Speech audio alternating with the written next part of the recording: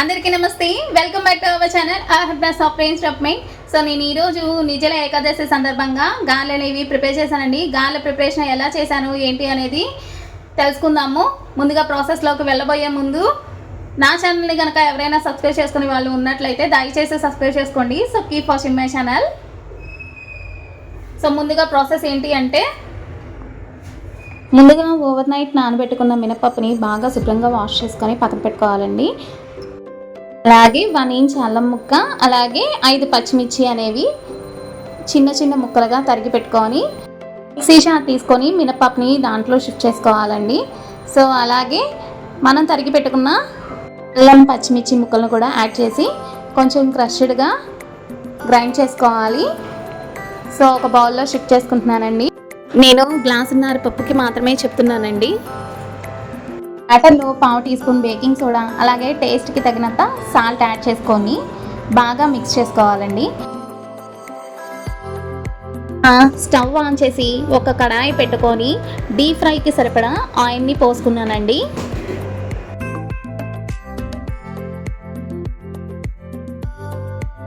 మళ్ళీ ఒకసారి బ్యాటర్ని మిక్స్ చేసుకున్నానండి.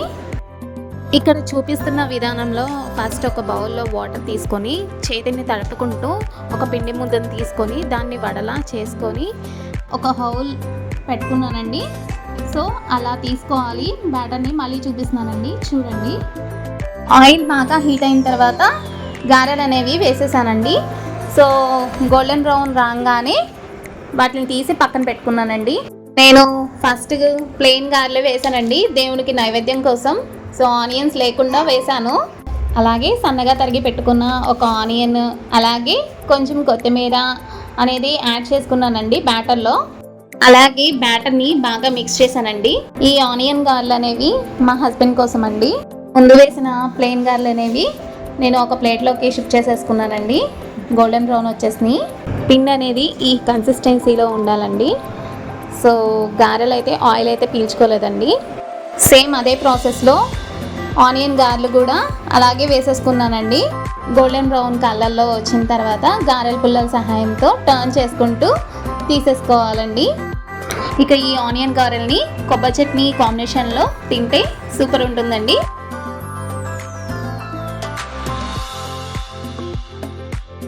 ప్రిపేర్ చేసిన ఈ రెసిపీ తీసుకెళ్ళి సర్వింగ్ ప్లేట్లో మా హస్బెండ్కి ఇచ్చేసానండి. గారెలు అయితే టేస్టీగా వచ్చాయండి. ఆయిల్ అయితే అస్సలు అబ్జర్వ్ చేయలేదు. పూజ మధ్యలోనే ఆపేసి ప్రేమ్కి అనో మా హస్బెండ్కి అయితే టిఫిన్ అయితే ఇచ్చేసానండి. వాళ్ళిద్దరు తింటూ ఉన్నారు. సో నేనైతే పూజ అయితే కంటిన్యూ చేసుకుందాం అనుకుంటున్నాను, కానీ వాళ్ళకి టైం అయిపోతుంది.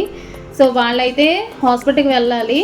సో హాస్పిటల్ ఏంటి అంటారా, ప్రేమ్కి ఆల్రెడీ ట్రీట్మెంట్ కొనసాగుతుంది కదండి. సో ప్రేమ్కి అయితే ఏం మెడిసిన్ లేదండి. సో ఓన్లీ ఫిట్స్ మెడిసిన్ మాత్రమే యూజ్ చేస్తాము. సో అది కూడా ఓన్లీ 2 years మాత్రమే యూజ్ చేయమన్నారు. సో తర్వాత ఏమైనా స్కాన్ అది చేసిన తర్వాత ఏమైనా వాడమంటారా లేదా స్టాప్ చేయమంటారా అనేది తెలుస్తుంది నెక్స్ట్ స్టెప్. ఇంకోటి ఏంటంటే, ఇప్పుడు ఎక్కడికి తీసుకెళ్తున్నారు అంటే ఆయుర్వేదిక్ హాస్పిటల్కి అనమాట. చాలామంది సజెస్ట్ చేశారంట ఆయుర్వేదిక్లో ఇంకా బెటర్ ఇంప్రూవ్మెంట్ ఉంటుంది అని చెప్పి. సో అందుకనే ప్రేమ్ని తీసుకొని మా హస్బెండ్ హాస్పిటల్కి వెళ్తున్నారు. సో అందుకనే నేను ఈ పూజ మధ్యలోనే ఆపేసి వెళ్ళటానికి కారణం అనమాట. హాస్పిటల్లో ఏమన్నారు ఏంటి, ప్రేమ్కి బెటర్ ట్రీట్మెంట్ ఉందా లేదా అనేది నేను నెక్స్ట్ వీడియోలో పోస్ట్ చేస్తానండి. తప్పకుండా మధ్యలో ఆపేసిన పూజ అనేది మేము కంటిన్యూ చేసేసుకుంటున్నాము.